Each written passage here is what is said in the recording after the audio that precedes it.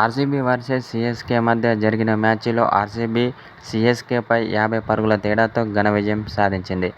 అయితే మ్యాచ్ ఓటమిపై స్పందించిన సీఎస్కే మాజీ కెప్టెన్ మహేంద్ర సింగ్ ధోనీ, ఆర్సీబీతో జరిగిన మ్యాచ్లో తాము ఓడిపోవడానికి ఫీల్డింగ్ సరిగా చేయకపోవడమే కారణమని సీఎస్కే మాజీ కెప్టెన్ మహేంద్ర సింగ్ ధోనీ చెప్పుకొచ్చాడు. ఈ పిచ్పై 170 మంచి స్కోర్ అని చెప్పాడు.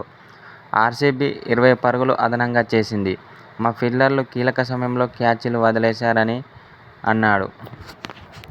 పెద్ద టార్గెట్ను చేజ్ చేస్తున్నప్పుడు కొంచెం భిన్నంగా బ్యాటింగ్ చేయాలని చెప్పుకొచ్చాడు. ఆ ప్రయత్నంలోనే మేము వికెట్లు కోల్పోయామని మహేంద్ర సింగ్ ధోనీ చెప్పుకొచ్చాడు.